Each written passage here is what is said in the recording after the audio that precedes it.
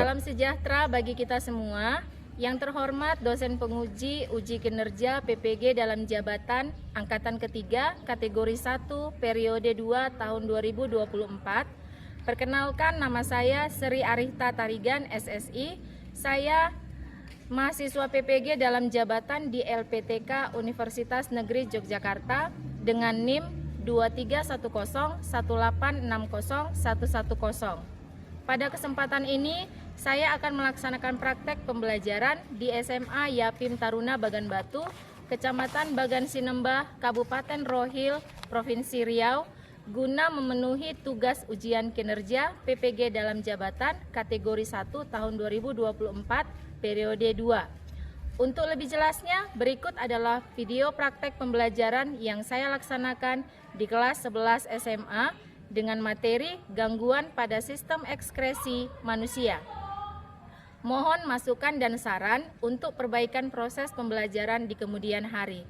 Akhir kata, saya ucapkan terima kasih dan selamat menyaksikan.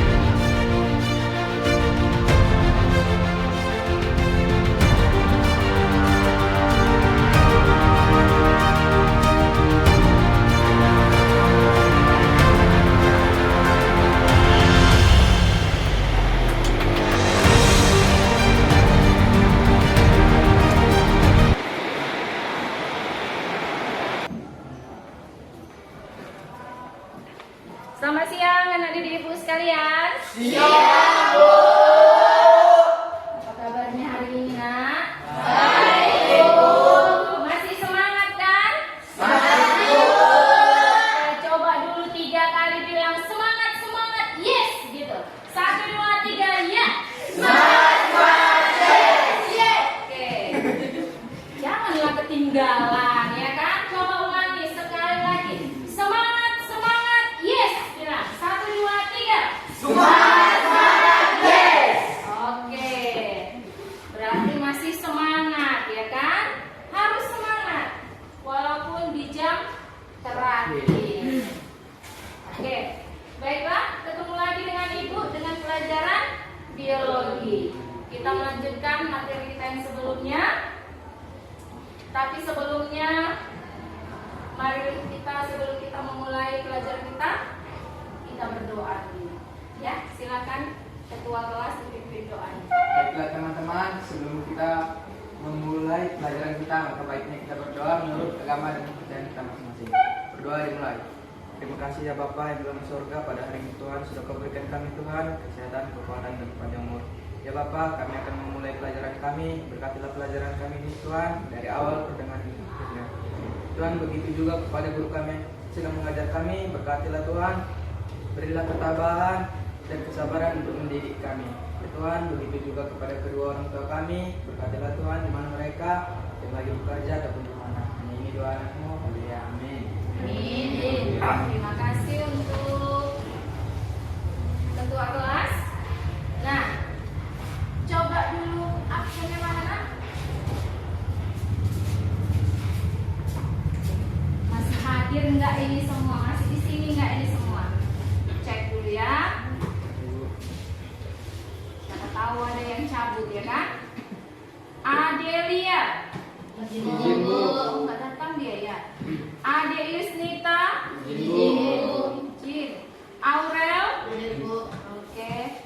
Cynthia. Oke. Delvia. Devi. Hadir, Bu. Esron. Hadir Bu.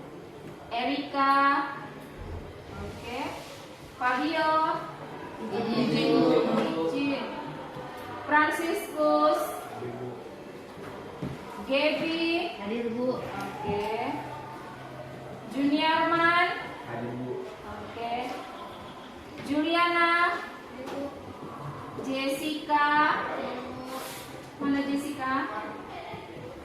Soleh. Izin Bu. Izin, Bu. Izin. Putri. Hadir, Bu. Sandro. Hadir Bu. Renatasha. Teresia. Tania. Wulan. Izin, Bu. Izin juga. Yesi. Jakaria. Hadir Bu. Oke.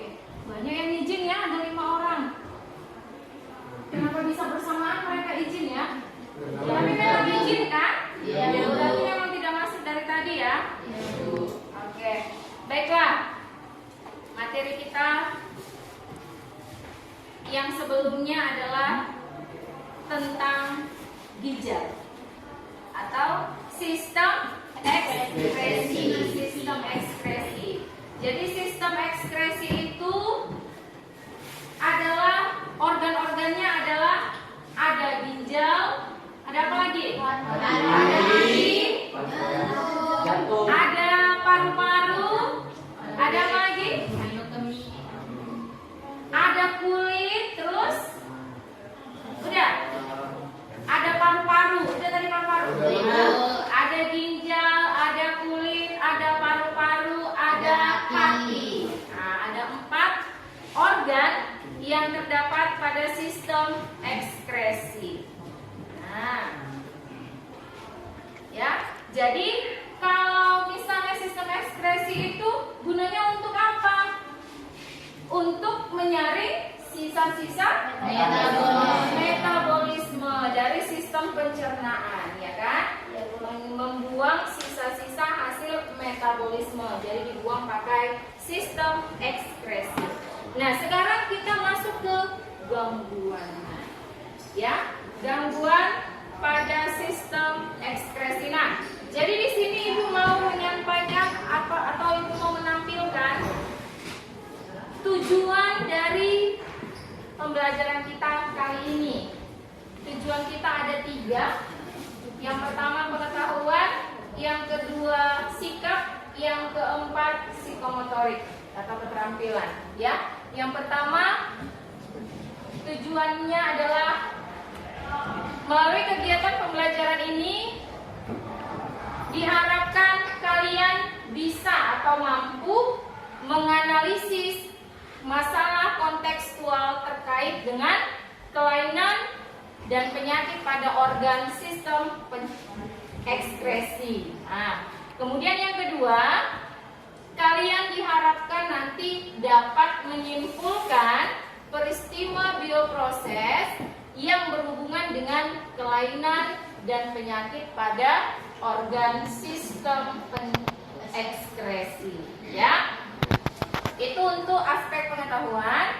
Yang kedua, untuk sikap, maka dari sini kalian bisa menunjukkan sikap gotong royong dan bekerja sama pada saat diskusi.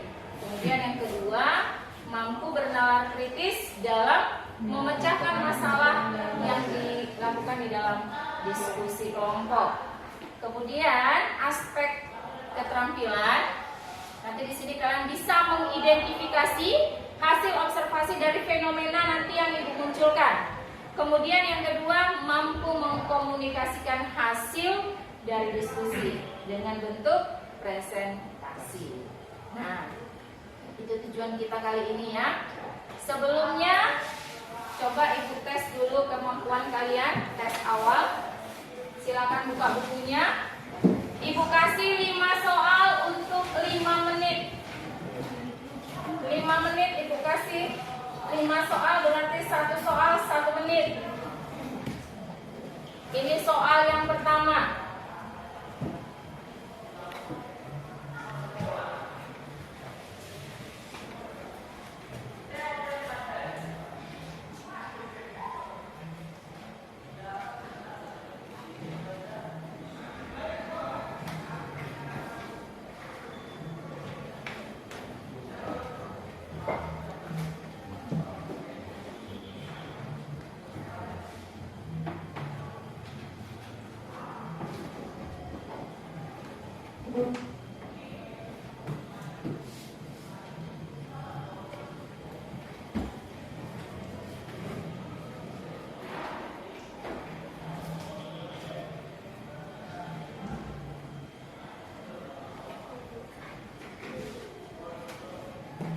Sudah?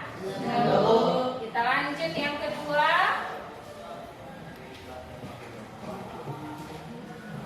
Warna urin. Ayo. Ketika seseorang ditemukan urinnya berwarna bening,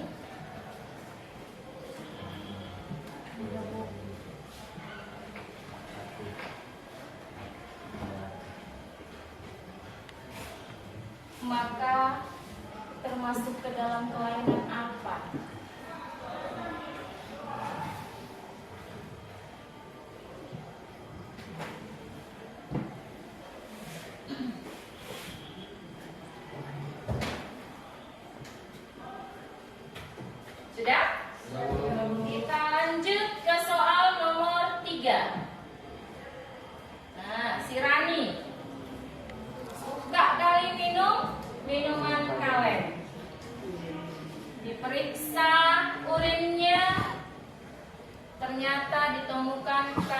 glukosanya 15%. Berarti si Rani menderita penyakit apa?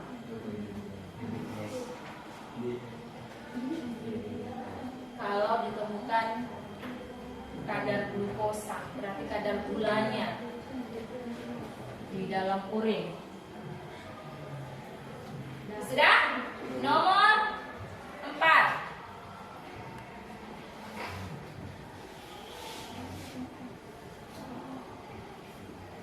Si Adi terkena penyakit gagal ginjal akut.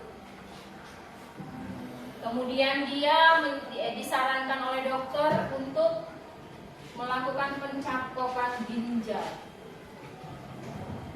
Dari data pendonor, keluarganya itu ya, ada neneknya, pamannya, abangnya, sahabatnya, tetangganya. Yang manalah yang paling tepat untuk mendonorkan ginjalnya ke si Adi? Siapa yang paling tepat? Sudah? Sudah, Ibu. Yang terakhir, dari tes urin diketahui glukosa dalam jumlah yang banyak, mengalami gangguan susah tidur, gatal-gatal, urin berbusa, tubuhnya lemas, pembengkakan pada wajah, tungkai, kaki dan lengan. Dari ciri-ciri tersebut dapat disimpulkan bahwa pasien mengalami gangguan ekskresi apa?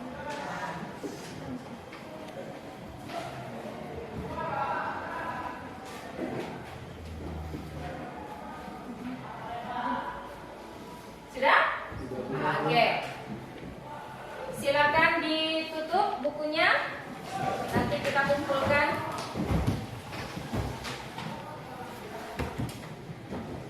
Nah, di sini Ibu akan memberikan sebuah fenomena. Sebuah fenomena yang terjadi di sekitar kita.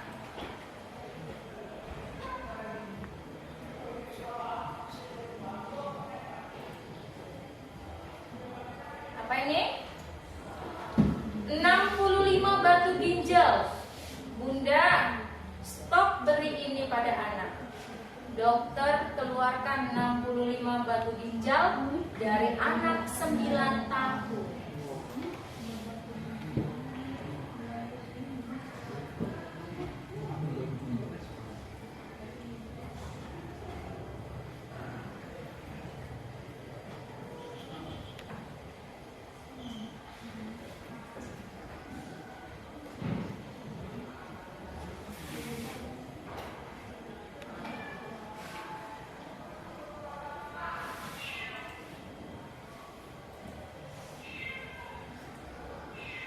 Gangguan sebentar ya.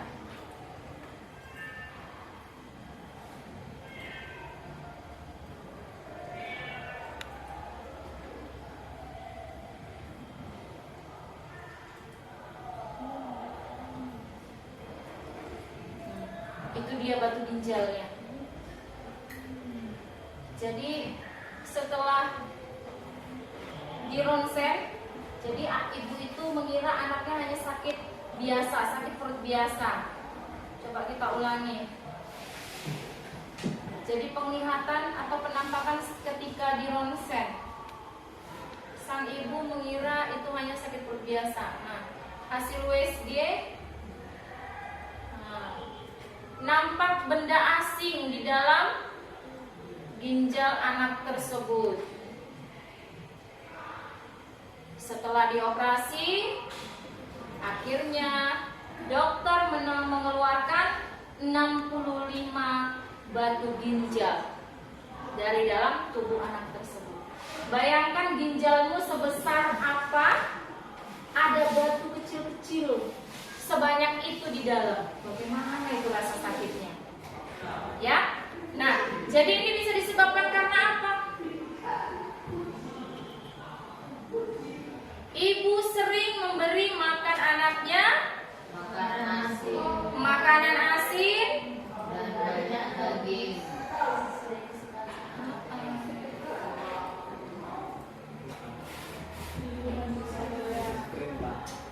Tadi dikasih ayam goreng. Ayam goreng. Kemudian kentang goreng. Kemudian minuman bersoda. Ingat, minuman bersoda. Dan juga yang lainnya. Makanya bisa si anak muncul batu ginjal di dalam perutnya. Berarti sangat sedikit sekali. Dia hampir tidak ada pun dia minum air putih. Gitu.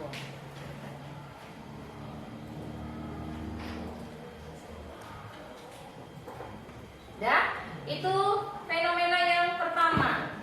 Kemudian ada fenomena yang kedua.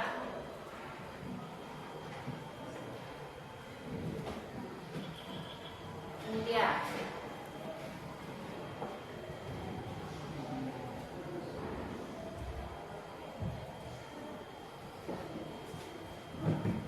Fenomena gagal ginjal misterius yang terjadi baru-baru ini.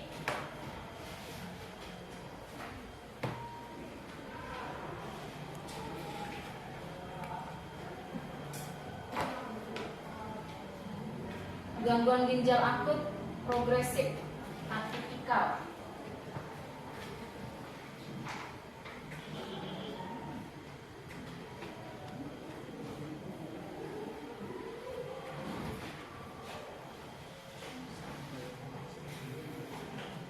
Yang terjadi pada anak 6 bulan dan 8 tahun, 18 tahun. Nah, ditemukan di sini sebanyak 325 kasus, 178 meninggal, 102 sembuh. Itu yang ditemukan dari berbagai tempat, ya. Di mana usia 11 sampai 18 tahun ada 39 kasus.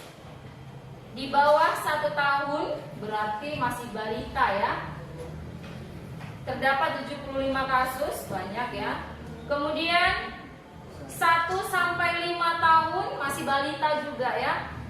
169 kasus, sedangkan 6 sampai 10 tahun ada 42 kasus. Jadi paling banyak itu antara 1 sampai 5 tahun. Banyak menyerang 1 sampai 5 tahun, usia anak 1 sampai 5 tahun.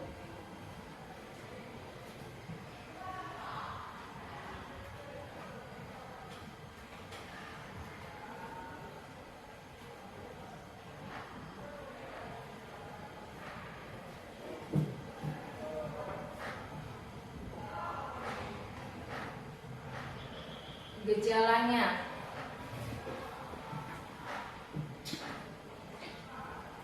nah, gejala gagal ginjal akut yang pertama sekali adalah diare, yang kedua muntah, yang ketiga demam tinggi, yang keempat apa ini? Bersin-bersin, yang kelima apa ini? Ngantuk aja kerjaannya. Jadi kalau kalian ngantuk aja kerjaannya, hati-hati. Hati-hati bilang. Baru yang terakhir, jumlah urin berkurang atau menurun.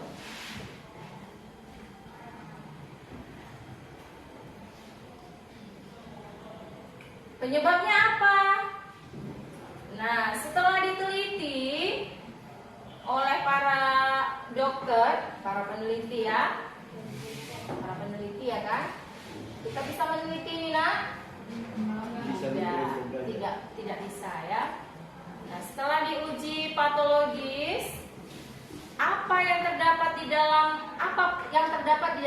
lakuin. Nah, ternyata ada virus, ada bakteri, seperti itu.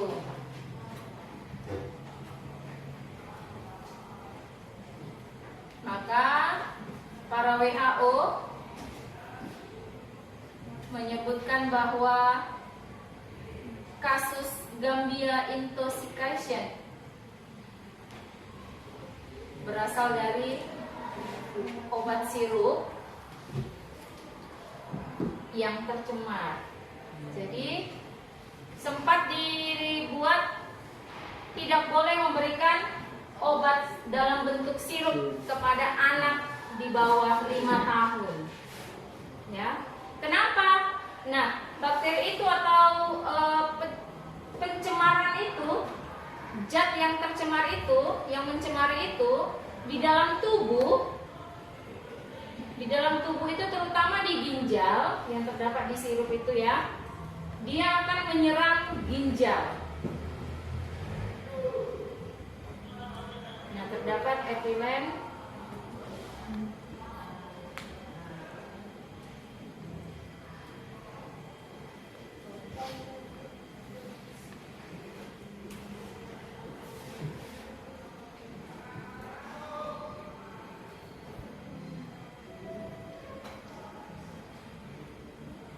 itu apanya ya, penyembuhnya.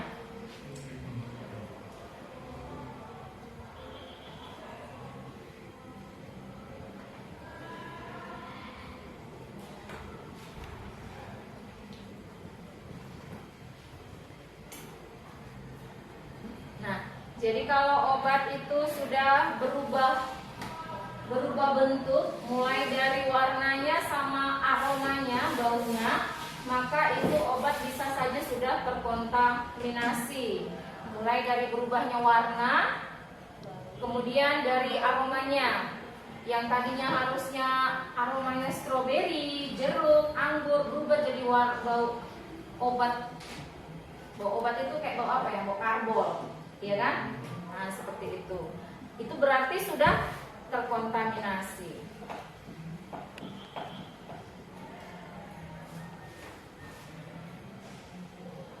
Nah, ini ciri-cirinya tadi: sakit perut, muntah, diare, jumlah urin yang menurun, kepala pusing dan bersin-bersin, kemudian apa ini? Mengantuk, kemudian ginjalnya membengkak. Nah, ginjalnya membengkak. Jadi ketika obat itu masuk ke dalam lambung, kemudian melalui darah disaringlah ke ginjal. Nah, kemudian dia merusak ginjal kita.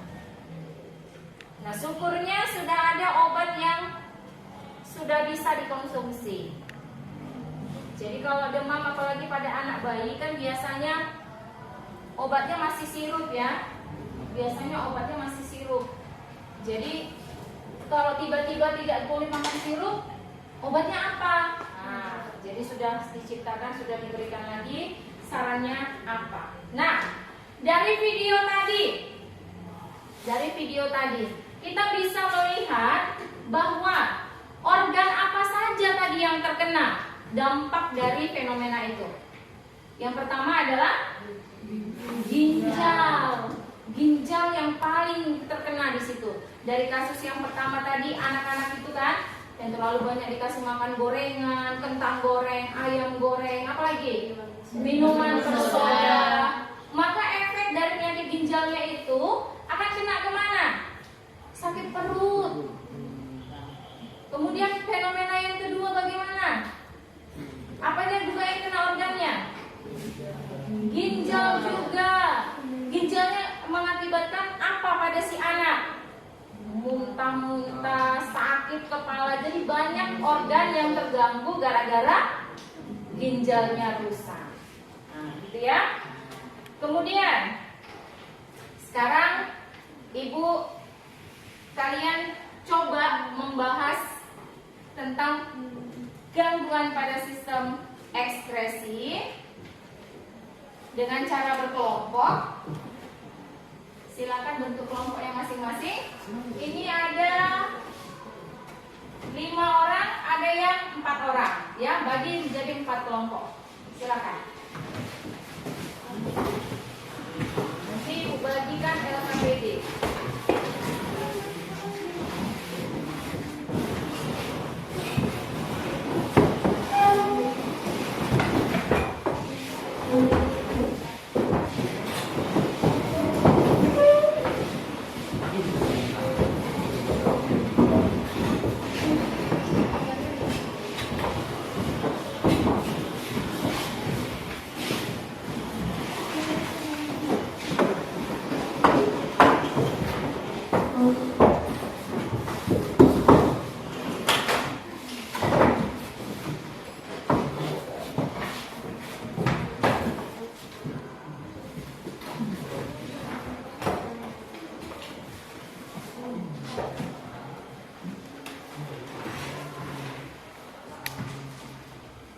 Sudah?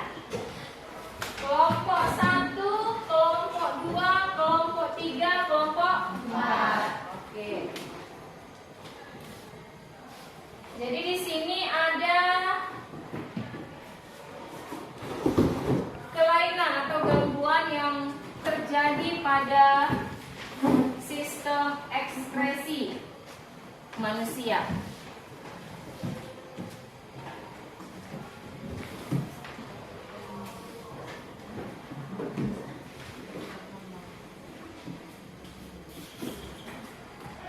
Jadi kalian baca dulu LKPD-nya, kemudian kalian buat hipotesis atau jawaban sementara dari masalah yang diberikan, dari soal yang diberikan.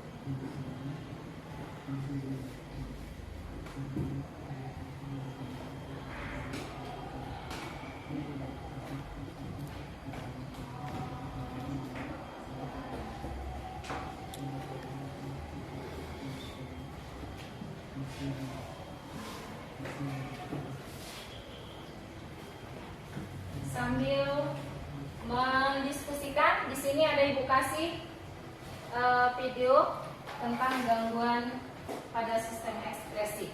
Sambil diperhatikan videonya sambil mengerjakan diskusi kelompoknya.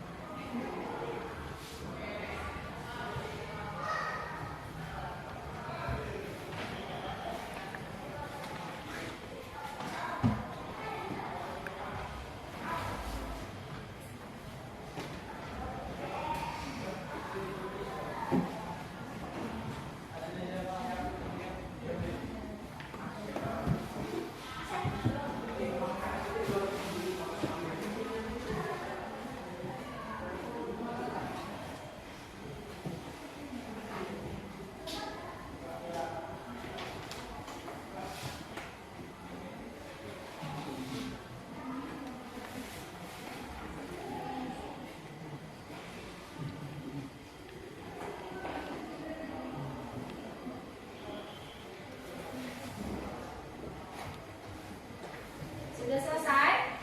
Sudah, Bu. Masih ada waktu 2 menit lagi.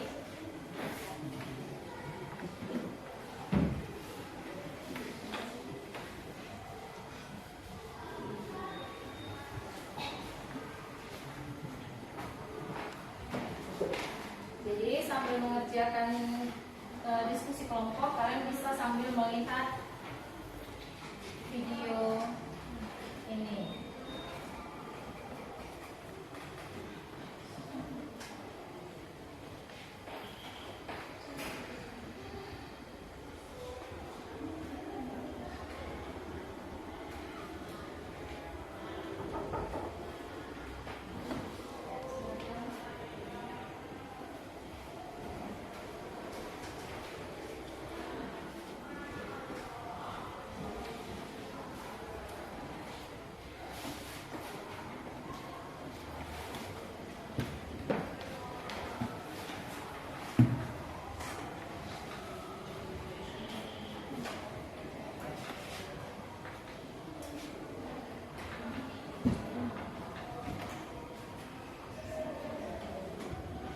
Ada hati disebabkan oleh virus, disebut dengan hepatitis. Hepatitisnya terbagi lagi. Siapa tadi hepatitis? Oke. Ada terbagi lagi menjadi A, B, C, D, dan E. Kemudian membuat hati meradang, ya. Bukan cuma pacar aja yang buat hati meradang, tapi virus juga bisa, ya. Kemudian muncul gara-gara ini ada yang sebuah kanker atau kanker hati, cancer hati, kanker atau cancer, ya. Kanker itu bagaimana? Apa bedanya dengan hepatitis tadi? Nah, hepatitis itu ada hubungannya ternyata, ya. Jadi ada hubungan kanker hati dengan hepatitis, yaitu hepatitis B dan C. Tadi kan ada hepatitis A, B, C, dan E. Yang banyak, ya kan? Nah, dan kemudian yang ketiga ada ginjal. Yang paling sering adalah batu ginjal. Siapa ginjal tadi? Oke, kelompok 2, ginjal. Tadi kanker hati siapa? Oke. Nah, batu ginjal gara-gara apa? Itu dia, penumpukan kalsium, asam urat, kemudian menyumbat saluran yang dilewati oleh urin, ya. Jadi kurang lebihnya bentuk ginjal kita itu seperti itu, ya, seperti yang sana itu. Bisa dilihat seperti yang ini, kan? Nah, itu sebelah dipotong lagi 2, dibelah 2. Kemudian di dalamnya itu nanti ada saluran-saluran kecilnya, itulah ini. Jadi waktu di sinilah dia ada tahapan pembentukan urin itu kan ada 4. Ada filtrasi, penyaringan, ada reabsorpsi, penyerapan kembali, kemudian ada sekresi dan augmentasi, pengumpulan. Jadi kalau salah satu dari mereka tidak bisa menyerap atau terlalu banyak, maka akan muncul. Ini apa? Masih batu ginjal. Begitulah bentuk batu di dalam ginjal. Yang selanjutnya ada gagal ginjal. Fenomena yang pertama tadi adalah gagal ginjal. Gagal ginjal misterius. Jadi penyakit ini gagal menyaring ginjal kita, gagal menyaring, kemudian lolos semua kan gitu. Bisa disebabkan oleh tekanan darah tinggi, kemudian bisa diatasi dengan cara hemodialisis atau cuci darah, ya kan? Oke, sudah siap? Sudah. Baiklah, kita akan menampilkan ke depan apa yang sudah kalian kerjakan. Jadi teman-teman kalian yang lain bisa mengetahui juga apa yang kalian bahas. Oke. Kelompok yang maju pertama, Ibu tunjuk saja ya. Kelompok 1. Yaitu tentang hepatitis. Silakan.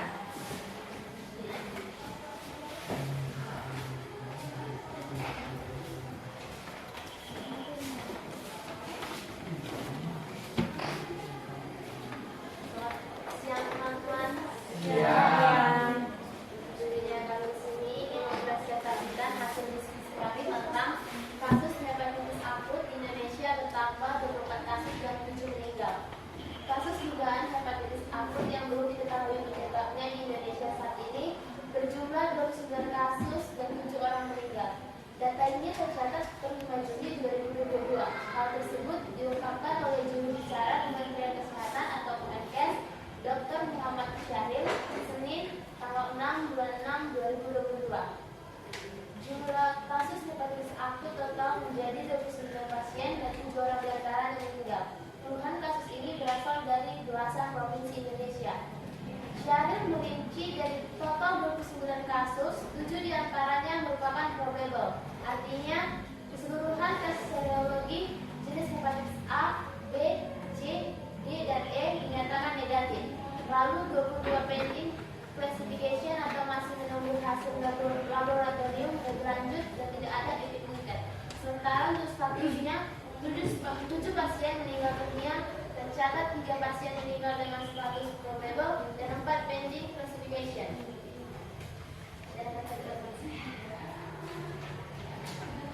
Baiklah, hepatitis itu apa sih? Nah, hepatitis adalah penyakit yang memiliki gejala berupa peradangan pada organ hati. Kondisi ini bisa terjadi karena infeksi virus, kebiasaan minum alkohol, paparan zat, beracun, atau obat-obatan tertentu. Adapun jenis-jenis hepatitis ialah hepatitis A. Hepatitis A jenis ini terjadi akibat virus hepatitis A atau HAV.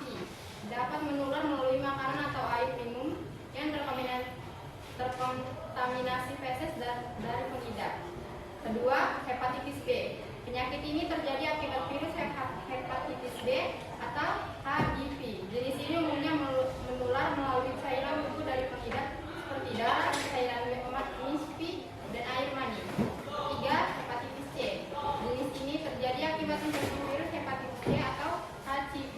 Cairan tubuh terutama melalui berbagai kali jarum suntik dan hubungan seksual. Yang keempat, hepatitis D. Yang terjadi akibat oleh virus hepatitis D yaitu HIV. Virus tidak bisa berkembang biak di dalam tubuh manusia tanpa adanya hepatitis B. Dan yang terakhir, hepatitis E. Penyebab jenis ini adalah virus hepatitis E yaitu HEV. Jenis ini banyak terjadi di lingkungan yang tidak memiliki sanitasi yang baik akibat kontaminasi virus pada sumber air. Apa saja sih cara yang digunakan untuk mengobati hepatitis? Bagi yang menderita hepatitis ringan atau akut tidak perlu menggunakan obat khusus, sebaiknya cukup beristirahat saja. Tetapi bagi penderita hepatitis kronis perlu menggunakan obat-obatan, contohnya obat antivirus, obat imunosupresa, obat interferon, obat cacing hati, dan transplantasi hati.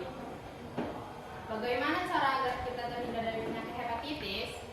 Agar kita terhindar dari penyakit hepatitis ada beberapa cara yang bisa kita lakukan, seperti melakukan vaksinasi, mengurangi konsumsi alkohol, menjaga kebersihan sumber air, mencuci bahan makanan yang dikonsumsi, tidak berbagi pakai sikat gigi pisau cukur, jangan suntik dengan orang lain, dan terakhir tidak menyentuh darah tanpa sarung tangan pelindung. Sekian materi kami. Ada yang mau bertanya? Ada pertanyaan nggak dari kelompok lain? Silahkan kelompok 2. Saya Aurel dari kelompok 2 yang bertanya.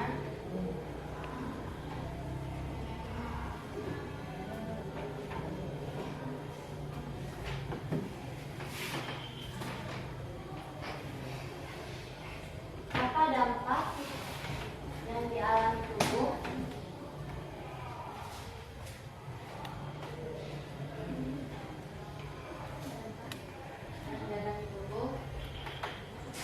ketika hati mengalami kerusakan?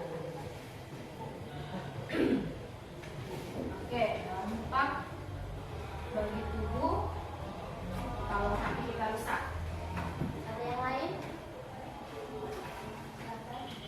Saya yang dalam puisi dari kelompok 4 ingin bertanya, apakah penyakit hepatitis yang disebabkan oleh virus hepatitis dapat sembuh dengan sendirinya? Apakah penyakit hepatitis yang disebabkan oleh virus hepatitis dapat sembuh dengan sendirinya?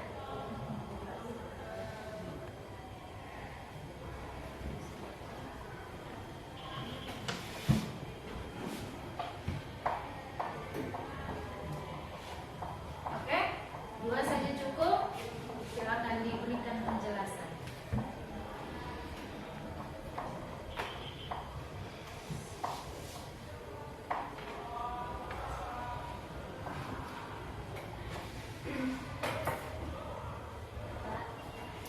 Menjawab pertanyaan dari anggota kelompok 2. Apa dampak bagi tubuh kalau hati rusak? Ya kan? Kalau hati kita rusak, dampaknya yaitu gimana? Fungsi hati kan untuk menetralisir hati kan? Nah, kalau hati rusak berarti racun yang seharusnya dinetralisir oleh hati jadi tidak dinetralisir lagi, sehingga racun yang seharusnya dinetralisir jadi menyebar ke seluruh tubuh. Bisa diterima? Bisa? Ya. Yang kedua, Baiklah, saya akan menjawab pertanyaan dari Devi, kelompok 4. Apakah penyakit hepatitis yang disebabkan oleh virus hepatitis dapat disembuhkan dengan sendirinya? Nah, bagi penderita hepatitis ringan atau akut tidak perlu menggunakan obat khusus, sebaiknya cukup beristirahat saja. Jadi bisa dibilang kalau dengan istirahat bisa sembuh dengan sendirinya. Tetapi jika penderita hepatitis kronis perlu menggunakan pengobatan khusus. Bagaimana? Apakah ada dua? Sudah bisa? Nah, kalau misalnya masih akut, masih ringan, masih bisa diobati dengan cara istirahat yang cukup, ya kan? Tapi kalau sudah kronis, maka harus dilakukan pengobatan khusus. Sudah? Oke, cukuplah. Sekian hasil presentasi kami. Terima kasih. Selamat siang. Berikan dulu puas untuk kelompok 1. Baiklah, selanjutnya kita persilahkan kepada kelompok 3. Kelompok 3 yaitu tentang diabetes. Selamat siang teman-teman. Berdirinya kami sini ingin mempresentasikan atau hasil diskusi kami tentang kasus diabetes mellitus di Indonesia. Diabetes mellitus atau DM merupakan salah satu penyakit kronis penyebab kematian tertinggi di Indonesia. Atasi secepatnya sebelum terlambat. Data Rikredasi 2018 menunjukkan jumlah keseluruhan kasus penyakit diabetes yang ada di Indonesia sebesar 8,5%, meningkat dibandingkan Riskedas 2013 yaitu sebesar 6,9%. Ketua Endokrinologi Indonesia atau Perkeni, Profesor Dr. Ketut Swastika, mengatakan salah satu penyebab timbulnya penyakit diabetes adalah obesitas yang tidak segera ditangani pada pasien.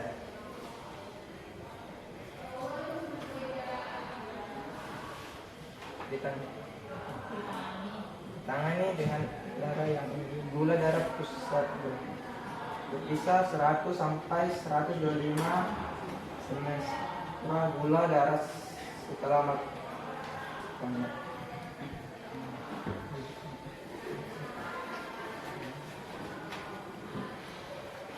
Pertanyaan diskusi. 1. Berdasarkan kasus diabetes mellitus tersebut, analisislah apa saja penyebab diabetes mellitus. Penyebabnya diabetes ini adalah ketidakmampuan pankreas untuk memproduksi cukup insulin sehingga glukosa di dalam darah tidak dapat masuk ke dalam sel. Pada diabetes tipe 1, sistem kekebalan tubuh tersebut menyerang dan merusak sel pada pankreas sehingga tidak dapat memproduksi cukup insulin. Beberapa hal yang bisa menjadi penyebab kerusakan pankreas adalah enterovirus, virus Epstein-Barr, virus rubella, rotavirus, serta virus gondongan. Gejala diabetes. 1. Sering buang air kecil pada malam hari. 2. Sering haus. 3. Sering merasa lapar. 4. Berat badan turun meskipun pola makan tetap sama. 5. Kelelahan terus menerus. 6. Luka yang lama sembuh.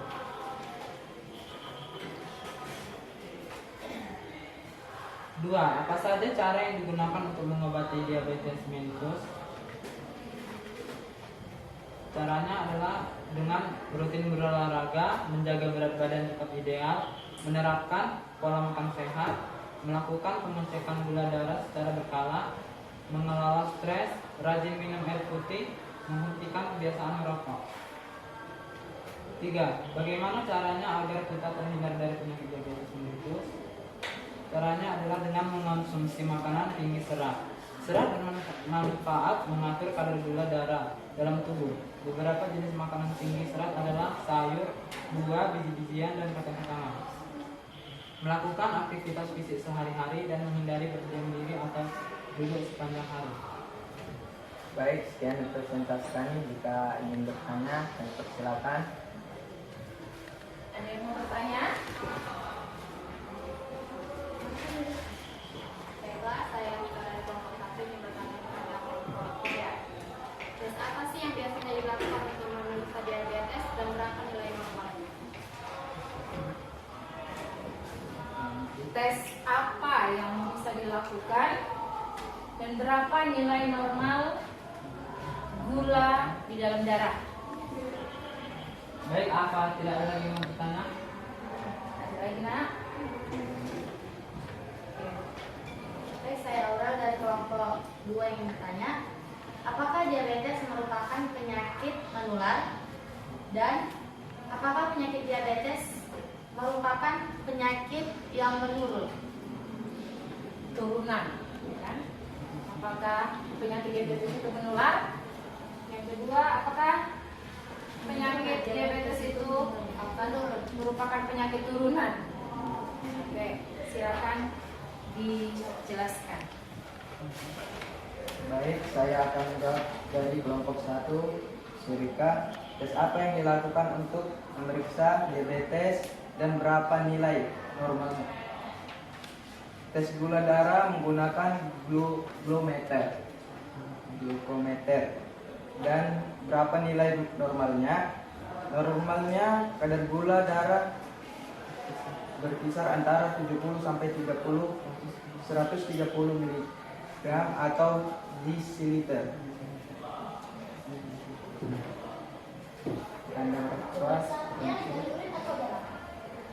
Pemeriksaannya pakai urin apa pakai darah?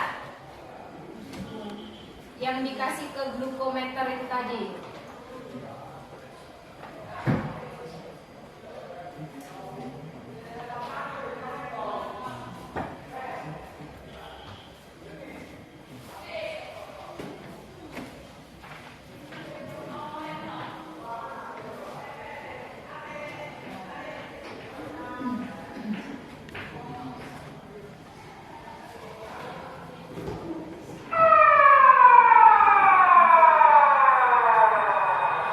Pakai apa?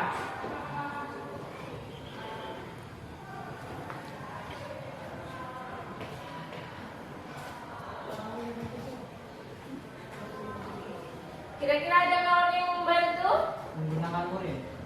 Oh, menggunakan urin. Oke, jadi memeriksanya dengan menggunakan urin. Oke.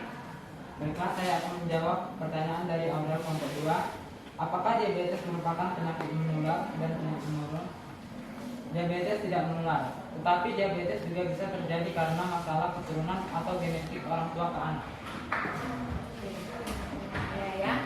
Jadi bisa diturunkan dari orang tua ke anaknya. Tapi kalau anaknya anak angkat enggak ya? Oke, ada lagi yang mau ditanyakan? Baik, sekian dari presentasi kami. Apabila kami ada salah kata atau penjelasan, mohon maaf ya, dan selamat siang. Berikan aplaus untuk kelompok 3. Nah, yang selanjutnya kita gilirkan ke kelompok 2, ginjal. Ya, kepada kelompok 2, silahkan hasil diskusinya dipresentasikan.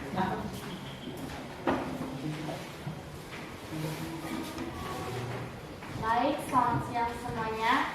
Siang. Kami akan membacakan hasil diskusi kami mengenai gangguan ginjal akut misterius di Indonesia. Sebaran kasus gangguan ginjal akut misterius di Indonesia 1 Januari 18 Oktober 2022. Nama data DKI Jakarta nilainya 50 kasus, Jawa Barat 24 kasus, Jawa Timur 24 kasus, Sumatera Barat 21 kasus, Aceh 18 kasus, Bali 17 kasus, provinsi lainnya 38 kasus. Menurut laporan Ikatan Dokter Anak Indonesia atau IDAI, sejak awal tahun hingga 18 Oktober 2022 terdapat 192 kasus gangguan ginjal akut atau akut kidney injury atau AKI pada anak-anak yang belum diketahui penyebabnya.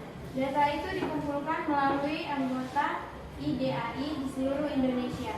Ketua Pengurus Pusat IDAI dari IPRI Basara Yanuarso SPA HK mengatakan banyaknya penderita gangguan ginjal akut pada misterius ini berarti karena adanya lonjakan kasus, melainkan data dari cabang IDAI di beberapa provinsi yang baru diterima belakangan. Data yang sudah terkumpul di kami adalah 192 kasus dari 20 provinsi, ujar Pitprim dalam konferensi daring dikutip dari kompas.com. DKI Jakarta tercatat sebagai provinsi dengan kasus gangguan ginjal akut misterius terbanyak di tanah air, yakni 50 kasus atau 26,4% dari total kasus nasional. Berikutnya Jawa Barat 24 kasus, Jawa Timur 24 kasus, Sumatera Barat 21 kasus, Aceh 18 kasus, dan Bali 17 kasus. Sedangkan 14 provinsi lainnya memiliki setara 1-2 kasus dengan jumlah kumulatif 38 kasus. IDAI bersama Kemenkes masih mencari penyebab pasti dari penyakit ini.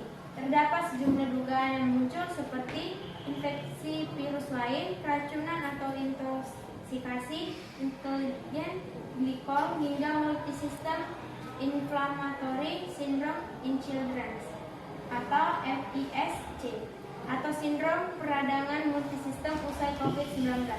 Kalau MISC seperti biasa, kita berpengalaman memberi obat-obatannya, tapi ada juga pasien yang tidak membaik atau setelah pengobatan. Ada juga kecurigaan obat-obatan yang mengandung etilen glikol. Ini sedang kita periksa, ujar Fitri.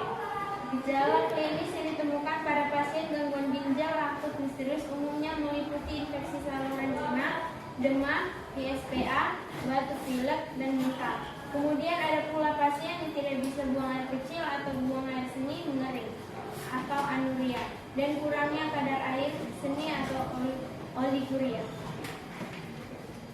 Pertanyaan dari diskusi kami, berdasarkan data kasus gangguan ginjal akut pada anak tersebut, apa saja penyebab gagal ginjal akut pada anak dan orang dewasa? Apa saja cara yang digunakan untuk mengobati gagal ginjal? Bagaimana caranya agar kita terhindar dari penyakit gagal ginjal? 1. Penyebab gagal ginjal akut pada anak dan orang dewasa antara lain seperti infeksi virus lain, keracunan, intoksikasi, etilen glikol, multisystem inflammatory syndrome in children atau MISC, atau sindrom peradangan multisistem usai COVID-19, tekanan darah tinggi. 2. Mengubah gaya hidup dan makanan, dialisis atau cuci darah, transplantasi ginjal. 3. Rajin beraktivitas fisik, olahraga agar badan tetap bugar, menjaga kadar gula darah agar tetap normal, menjaga tekanan darah agar tetap normal, menjaga berat badan ideal, minum air putih 8-10 gelas per hari, tidak merokok, periksa fungsi ginjal secara berkala. Baik, sekian dari presentasi kami. Apakah teman-teman kalian ada yang mau bertanya?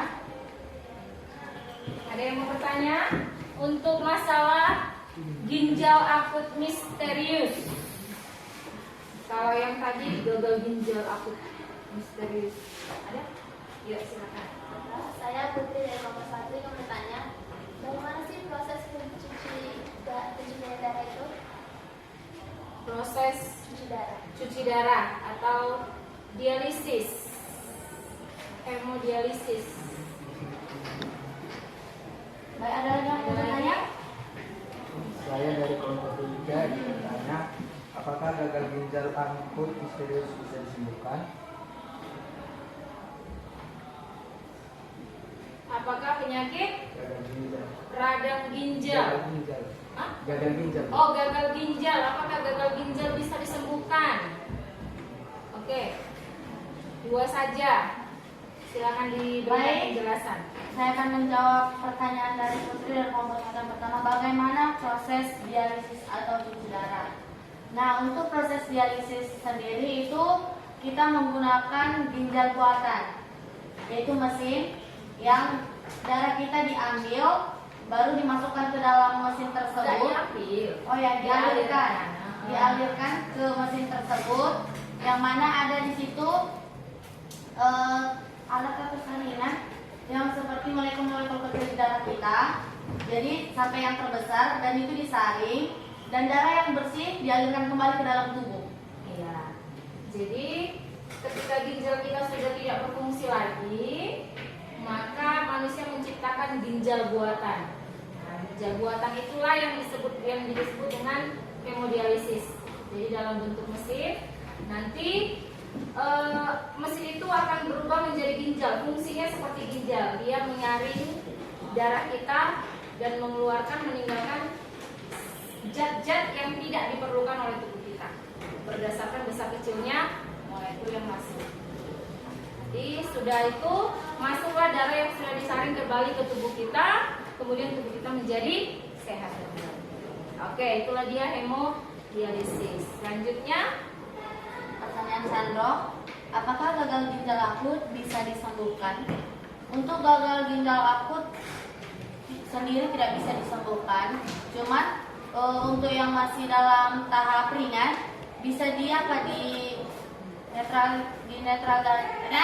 dinetralisir seperti kayak menjadi pola hidup yang sehat atau mencegah dengan pola makan yang lebih sehat lagi. ya, jadi kalau masih kecil atau masih sanggup, misalnya kan itulah tadi yang disebut dengan cangkok ginjal. Bisa dilakukan dengan cara itu. Jadi kan tidak mungkin kita pertahankan ginjal yang sudah rusak di dalam tubuh kita, ya kan? Jadi bisa dilakukan dengan cara pencangkokan ginjal seperti soal di pretest tadi. Soal siapa? Ginjal siapa yang paling tepat menjadi pendonor? Saudara laki-laki. Ya, saudara laki-lakinya. Karena dia memiliki struktur gen yang sama. Ada lagi? Habis? Oke, Baiklah, sekian hasil presentasi kami. Terima kasih. Oke, berikan aplaus untuk kelompok 3. Oke, sekali lagi supaya tidak bosan, ini terakhir kali kita ucapkan dulu semangat, semangat, yes, yes, yes. 1, 2, 3, ya. Semangat, semangat, yes, yes, yes. Oke, sekali lagi ya, semangat. Biar yang ngantuk-ngantuk itu pergi. Semangat, semangat, yes, yes, yes. 1, 2, 3, ya. Semangat, semangat, yes, yes, yes. Oke, sekarang giliran kelompok 4, silakan maju ke depan. Yaitu tentang kanker hati, ya. Kanker hati.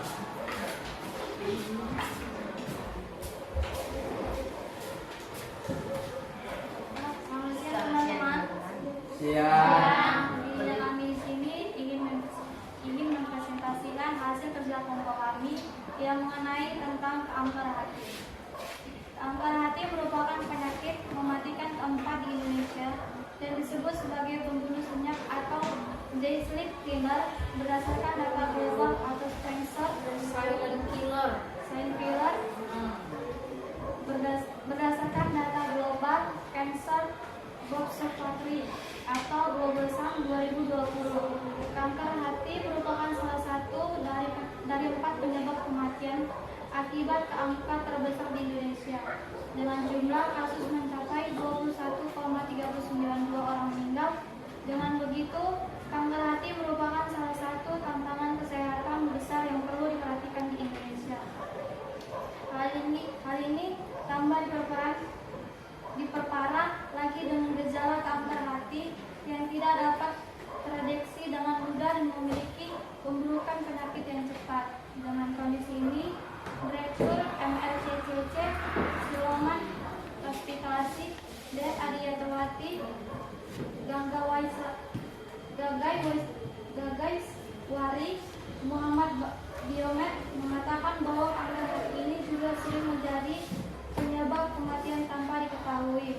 Kanker hati seringkali disebut dengan day sleep killer, silent killer, atau pembunuh senyap. Silent killer, pembunuh senyap. Kata Wati dalam diskusi yang bertajuk peran pemeriksaan rutin untuk deteksi. Namun, kata Wati, prevalensi penyakit kanker hati ini sebenarnya sangat mungkin untuk ditekan dengan kesadaran di masyarakat. Di antaranya dengan deteksi ini, pencegahan dan pengobatan untuk menghentikan pembunuh senyap ini sebelum terlambat. Apa itu kanker hati? Kanker hati adalah kanker yang tumbuh di sel-sel hati atau limfa. Hati adalah organ terletak di perut kanan atas. Organ paling besar di tubuh ini memiliki fungsi netral structure, memproduksi protein hingga membantu proses pembekuan darah. Hasil myoclone, kanker hati bisa terjadi saat ada perubahan atau mutasi DNA. Sel hati, mutasi DNA sel hati ini menyebabkan pertumbuhan sel di organ vital. Ini tidak dikendali, akibatnya munculnya tumor darah.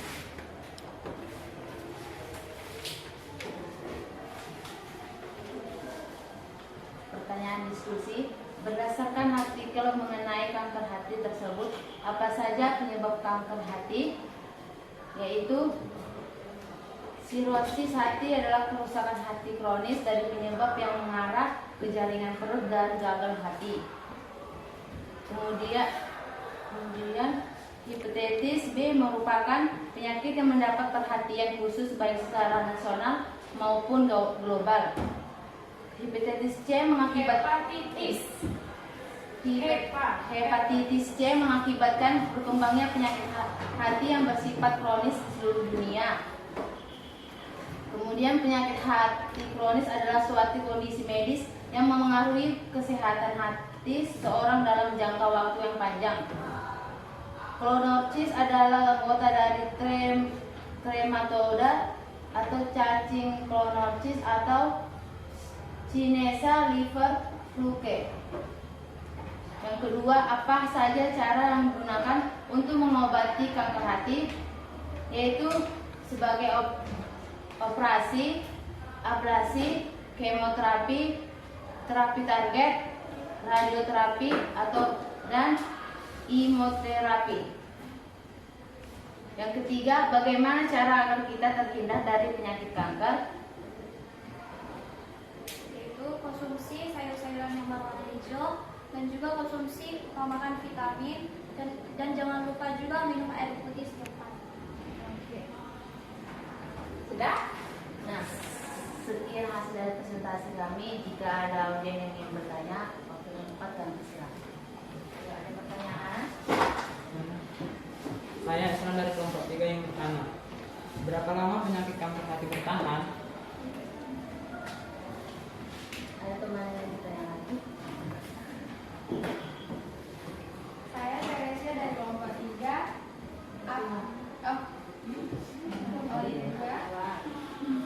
Apa perbedaan penyakit hepatitis dengan kanker hati? Baiklah, ada yang bertanya lagi? Ya, 2 saja ya. Silakan diberikan penjelasan. Baiklah, saya menjawab pertanyaan Tere. Apa perbedaan hepatitis dengan kanker hati? Perbedaan hepatitis dengan kanker hati. Perbedaan hepatitis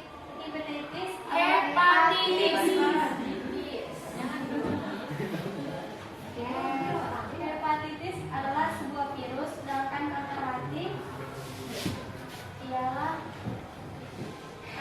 ialah biasanya terjadi saat ada perubahan atau mutasi DNA sel hati. Mutasi DNA sel hati menyebabkan pertumbuhan sel organ vital ini tidak terkendali. Akibatnya muncul tumor darah. Oke. Apakah teman merasa puas dengan jawabannya? Nah, jadi hepatitis dengan kanker hati berbeda ya, karena penyebabnya saja sudah berbeda. Kalau hepatitis disebabkan oleh virus, kalau kanker hati disebabkan oleh mutasi DNA. Oke, pertanyaannya Saya akan selanjutnya. menjawab pertanyaan dari ekspert. Berapa lama penyakit kanker hati bertahan lama? Bertahan. Beberapa faktor yang diduga sebagai penyebabnya adalah infeksi atau penyakit hati kronik akibat virus hepatitis, sirosis, parasit, dan aflatoksin. Dr. Bagaswoto memperkas jika pasien kanker hati tidak diobati dengan tindakan yang tepat, maka pasien secara medis hanya akan mampu bertahan hidup rata-rata 5 bulan. Hanya 5 bulan kalau tidak Ditangani dengan dokter. Oke, sudah paham? Oke. Sekian hasil dari presentasi kami. Jika ada salah kata, mohon maafkan. Selamat siang. Berikan aplaus untuk.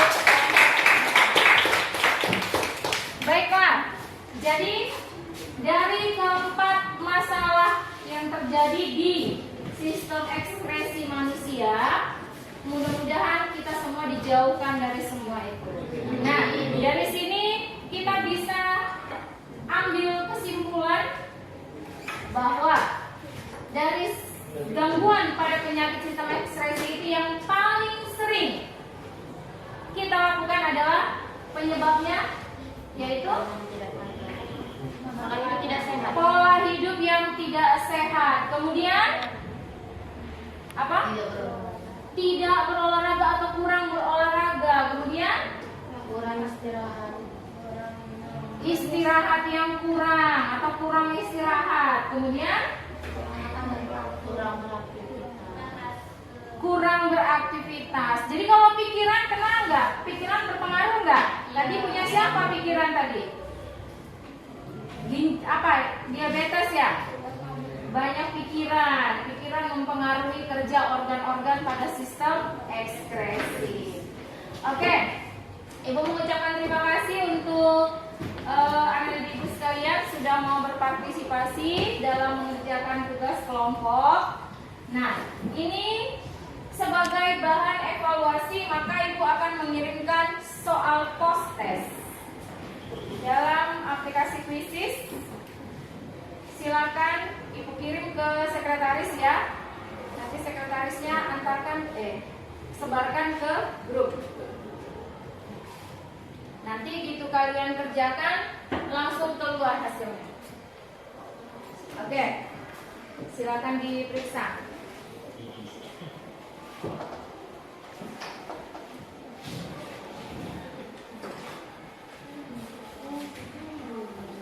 Nah, untuk pelajaran kita minggu depan kita akan memasuki materi yang baru, yaitu sistem regulasi.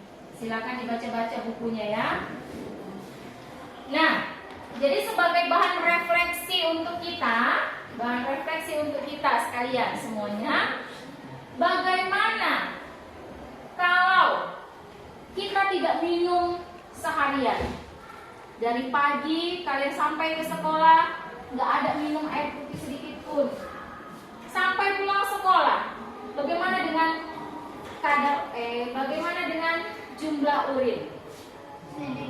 Banyak atau sedikit? Sedikit. Kemudian, bagaimana pengaruh suhu? Kalau suhu sedang dingin, musim hujan, atau kalian lagi berada di lab yang ber-AC, apa yang terjadi pada pembentukan urin? Banyak atau sedikit? Banyak. Kalau misalnya kalian sedang dipanas-panasan, berolahraga, apa yang terjadi? Sedikit. Bagaimana kalau kalian sedang ketakutan, sangat ketakutan, saking ketakutannya sampai kencing. Nah, itu semua ya. Jadi ada perubahan emosi, ada juga perubahan suhu, ada juga perubahan volume yang bisa mempengaruhi sistem ekskresi kita. Nah, kemudian untuk pemeriksaan urin, apa saja yang bisa kita periksa? Tes apa saja yang bisa kita lakukan dari urin? Tes kehamilan. Tes kehamilan. Nah, cepat kali tes kehamilan. Terus? Diabetes. Terus? Nafsa, narkotika ya. Jadi kalau dia habis mengkonsumsi itu, besok pagi itu masih tertinggal di urinnya. Ada lagi? Ginjal. Ya, jadi itu adalah penyakit-penyakit yang bisa diperiksa melalui tes urin. Oke, sampai di sini pelajaran materi sistem ekskresi pada manusia hari ini. Ibu ucapkan terima kasih dan sampai jumpa minggu depan. Silakan dikembalikan mejanya ke semua.